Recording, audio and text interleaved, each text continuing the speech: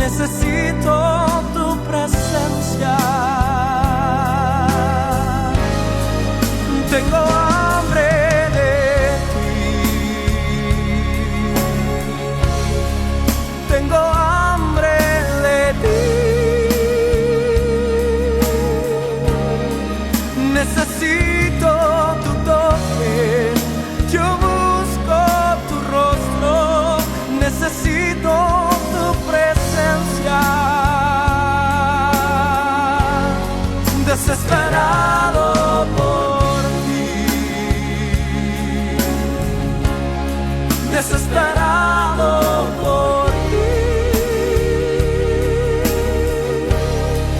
Necesito tu toque, yo busco tu rostro, necesito tu presencia. Necesito tu toque, yo busco tu rostro, necesito tu presencia. Necesito tu toque, yo busco tu rostro, necesito tu presencia.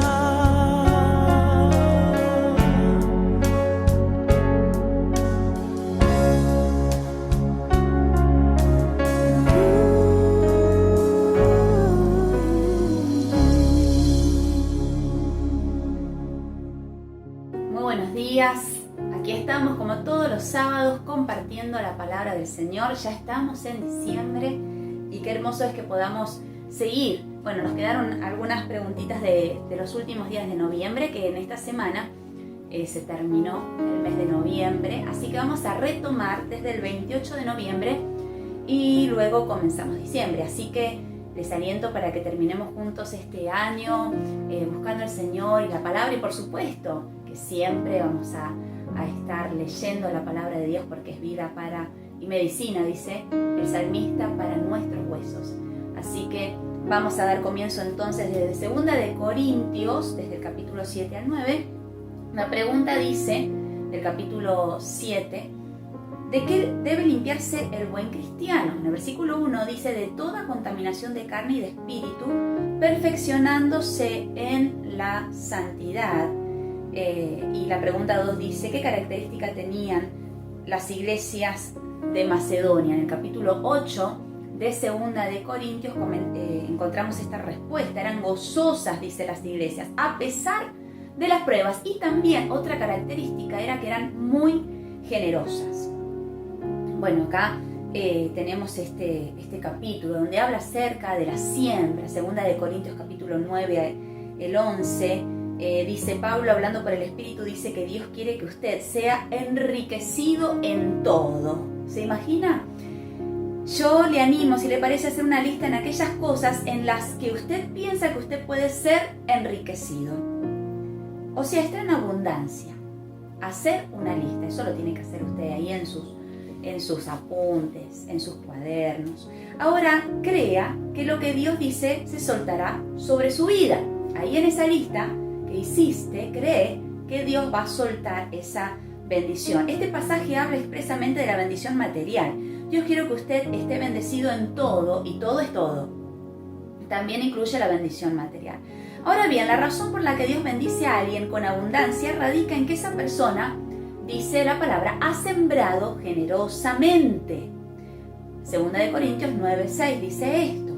Quiere que Dios lo bendiga con abundancia, entonces siembre generosamente. Ahora, para que Dios bendiga a alguien con abundancia, esto dice la segunda parte del versículo 11, para que pueda dar en abundancia. Esto es así.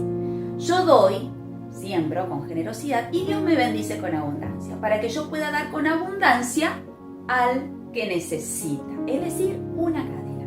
Dios, su obra, los hermanos, etc. Qué lindo es poder ser enriquecidos en todas las cosas.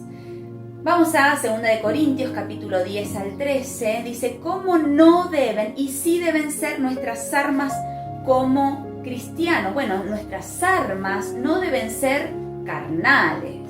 Claro, porque dice, sino poderosas en Dios para la destrucción de fortalezas. ¿Y cuáles son las armas que el Señor nos dejó? Las armas que el Señor nos dejó es la palabra, conocer la palabra, la oración, el ayuno, el poder testificar de Cristo. Son armas, son fortalezas que el Señor nos ha dejado. ¿Y qué entiende por, dice 2 de Corintios 12, versículo 10, la parte B? Porque cuando soy débil, entonces soy fuerte. Claro, es cuando mi carne es débil, ahí actúa el Espíritu Santo en mí. Dios es el que me fortalece, Dios es el que me levanta. Y la pregunta 3 dice, ¿qué pide Dios a la iglesia en 2 de Corintios 3:11? Que tengamos gozo, que nos perfeccionemos, que nos consolemos unos a otros y seamos de un mismo sentir y vivir en paz. Dios estará con vosotros, dice este texto. Qué hermoso poder vivirlo, siempre buscar la paz y seguirla también, dice en otra oportunidad. Ahí es donde se revela el amor y el poder sobrenatural del Señor. Vamos al 30 de noviembre y vamos bueno, hay que leer en Hechos 22 porque ahí, bueno, Pablo hace muchos viajes misioneros y visita diferentes iglesias, por eso es que menciona Hechos. Pero vamos a estar viendo lo que dice Romanos, porque acá le escribe a la iglesia de Roma, a los romanos, la iglesia que estaba creciendo ahí. Dice, ¿contra qué se manifiesta o revela la ira de Dios? La ira de Dios se manifiesta contra toda impiedad e injusticia de los hombres que detienen con injusticia la verdad, aquellos que detienen la justicia de Dios. Ahí está la ira de Dios. Por eso nosotros apelamos siempre a la justicia de Dios. Y dice, analice, piense, reflexione en Romanos 1, del 20 al 28. ¿A qué cosas entregó Dios a la humanidad? Los que no creen. Fíjense en qué tremendo es esta palabra, porque dice, Dios entrega a la humanidad, los que no creen, a la inmundicia. Los entrega a las carnalidades de sus corazones. Dios los entregó a pasiones vergonzosas, porque ellos no tuvieron en cuenta a Dios y Dios los desechó, los entregó a tener una mente reprobada para hacer cosas que no convienen. El capítulo 1 del 20 al 23, ¿por qué Dios hizo esto? Porque Él mostró su gran poder, pero ellos no quisieron glorificarle al Señor. No le dieron gracias, no lo reconocieron. Y es por eso que Dios, entonces, los entregó a lo que, libre albedrío, ¿no? A lo que ellos creen, en su rebeldía, ¿no? Buscar otros caminos. Entonces Dios los entregó a ese desorden en el cual viven. Dice, ¿cómo pagará Dios a cada uno? Los que hacen bien, dice, les pagará con vida eterna. Y los que hacen mal, con ira y enojo, tribulación y angustia, porque obedecen a la injusticia. Entonces, la ira de Dios está contra ellos. Escribe y memorice Romanos 3, 23 al 24. Dice, por cuanto todos pecaron, están destituidos de la gloria de Dios, siendo justificados gratuitamente por su gracia, mediante ¿quién? La redención que es en Cristo Jesús. Y ahora vamos a Romanos del 5 al 8, según leíamos en Romanos 4, 25. El Señor resucitó para nuestra justificación. Esta justificación la recibimos solo por fe, no hay otra manera. Ahora, ¿qué produce esta justificación? Produce paz, tenemos paz para con Dios. Escribe y memorice Romanos 5:8, mas Dios muestra su amor para con nosotros, en que siendo aún pecadores, Cristo murió por nosotros. La pregunta 3 dice, ¿qué fue lo que nos reconcilió con Dios? Su Hijo Jesucristo. Él fue el que nos reconcilió con el Señor. ¿Por quién entró el pecado y la condenación a toda la humanidad? Esto está en el capítulo 5, versículo del 12 al 14. El pecado entró por un hombre, Adán. Y la justificación y salvación vino por un hombre, que fue Jesucristo, el Hijo de Dios. Es decir, el pecado reinó para muerte, la gracia reinó por la justicia para vida eterna mediante Jesucristo, Señor nuestro. ¿Qué exhortación da Pablo a la iglesia en Romanos 6:12? La exhortación de Pablo para la iglesia es que no reine el pecado en vuestro cuerpo mortal, obedeciendo a la carnalidad. Y entonces acá dice, escriba las bendiciones y características que poseen los que viven en el Espíritu. Hermoso este capítulo 8. ¿Cuáles son? Dice que no hay ninguna condenación para los que viven en el Espíritu. La ley de Espíritu de vida en Cristo liberta del pecado. Piensan en las cosas del Espíritu. El 8.6 dice que el ocuparse del Espíritu es vida y paz. La persona que no anda en el Espíritu no es de Cristo. Y el capítulo 8.26 dice, el Espíritu intercede por nosotros. Qué maravilloso. Saber que el Espíritu Santo está intercediendo por nosotros. Este pasaje dice que el Espíritu nos ayuda en nuestra debilidad y esto es glorioso. Jesucristo dijo que no dejaría solo a aquellos que confiaban en Él y esta compañía y ayuda se hacen notorias cada día en nosotros a través del Espíritu Santo. En la medida que usted camine con Dios, irá experimentando la cercanía y la ayuda que el Espíritu Santo le dará de manera extraordinaria. El Espíritu Santo también intercede por nosotros, dice, con gemidos indecibles. Esto quiere decir que el Espíritu ora por nosotros con un ardor tal que no se puede expresar con palabras. Respecto a la ayuda que el Espíritu Santo le brinda al creyente en la oración, hay tres cosas que debemos también saber. En primer lugar, el Hijo de Dios tiene dos intercesores divinos. Cristo intercede por los creyentes en el cielo y el Espíritu Santo intercede dentro de ellos en la tierra. En segundo lugar, es probable que la expresión con gemidos indique la intercesión del Espíritu con los gemidos del creyente. Estos gemidos se originan en el corazón de ellos por el Espíritu Santo.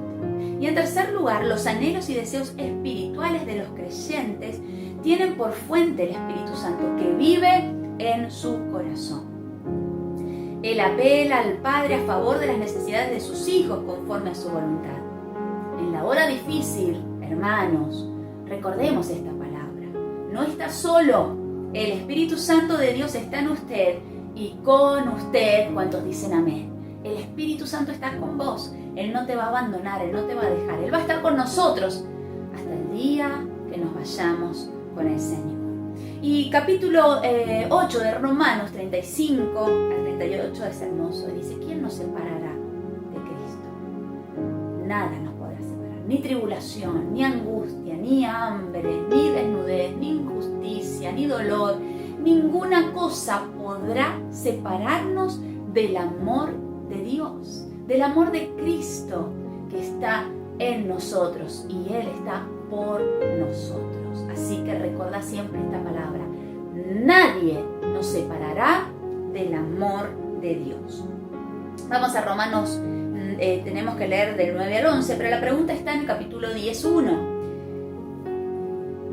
¿Cuál era el anhelo de Pablo? El anhelo de Pablo era que Israel sea salvo, reciba la salvación.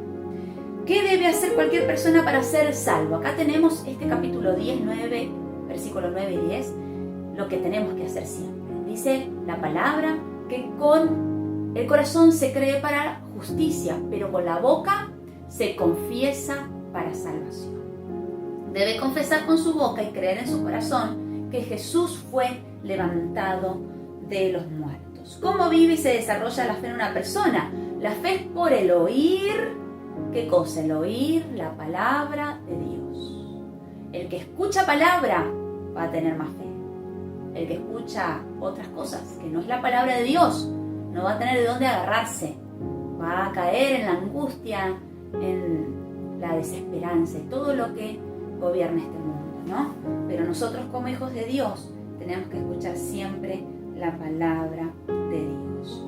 Vamos al 3 de diciembre, un poquito más adelante, Romanos 12 al 16, y dice que dos cosas le pide Pablo a los cristianos con ruegos. Pablo les pide que presenten sus cuerpos como sacrificio vivo, santo, agradable a Dios, que es nuestro culto racional, tiene que ver con la mente involucrada en esa presentación ante Dios. Esa es la adoración que Dios pide. En segundo lugar, nos pide que escribamos los dones que menciona Pablo en Romanos 12, como ya lo también en 1 Corintios 12 habla de los dones, en Romanos también habla de los dones. Y esto que menciona Pablo es de profecía, de servicio, de enseñanza, de exhortación, de repartir, de presidir y el de misericordia. Y en la pregunta 3 dice, consejos para un cristiano práctico, escríbalos y también practíquelos. Todo el capítulo 12, yo se los voy a mencionar.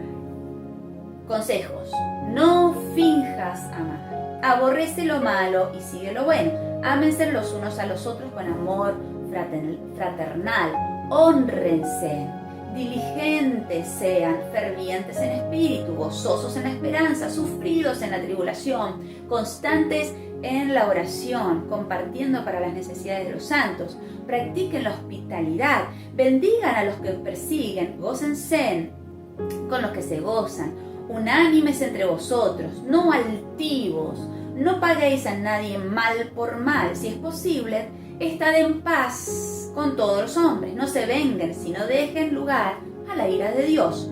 Dale de comer a tu enemigo, no seas vencido con el mal, sino vence con el bien el mal. Sométanse a las autoridades, paguen a todos los que les deben. Todo esto lo dice acá en Romanos capítulo 12. Ustedes tienen cada letrita, pero ahí es donde tenemos que enumerar. Y escribe y memorice el capítulo de Romanos 14, el versículo 7 y 8.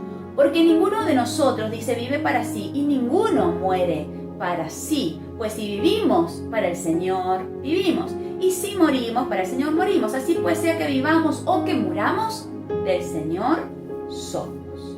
¿Cuántos dicen amén a esta palabra? Y dice, ¿por qué vivió y murió y resucitó el Señor Jesús? En el 14:9, para ser Señor, así de los muertos como de los que viven. Y bueno, en la pregunta 6, según 14:10, habla del tribunal de Cristo, ¿no? Ustedes pueden leerlo, habla acerca de lo que va a pasar en ese tribunal, porque vamos a ser juzgados. Por supuesto que el Señor ya perdonó todos nuestros pecados, pero no hay cosa encubierta que no salga a la luz. Dice la palabra que cada uno va a recibir su recompensa por lo que hizo. Es decir, que en el reino de Dios también Dios pondrá de manifiesto, es decir, sacará a luz en su verdad realidad los actos secretos, el carácter, las palabras, las buenas acciones, las actitudes, los motivos o la falta de amor y la obra y el servicio de los creyentes. Todo esto está en la palabra de Dios, ustedes lo pueden ver ahí. Claro, también los resultados específicos del juicio del creyente serán diversos.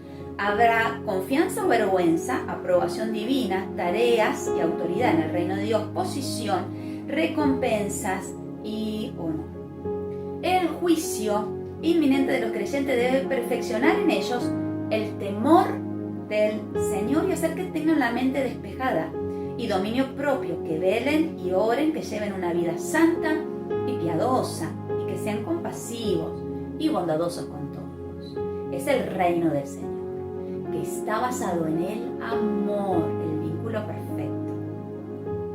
¿Qué exhortación hace Pablo en Romanos 14, del 10 al 13? Dice que no hay que juzgar, no hay que poner tropiezo en un hermano. ¿Cuál es el consejo en Romanos 15, del 1 al 3? Bueno, que los fuertes soporten las flaquezas de los débiles y no agradarnos a nosotros mismos, siempre estar para ayudar al otro. Bueno, el 4 de diciembre habla acerca de Eutico. En Hechos 20 está esta historia de que Pablo habla y bueno, les está dando palabra a los hermanos, pero habían pasado muchas horas. Eutico estaba en la ventana, en un segundo piso, y se cae la ventana y muere. Y todos se desesperan, pero Pablo se echa encima de él y le dice, no le pasó nada.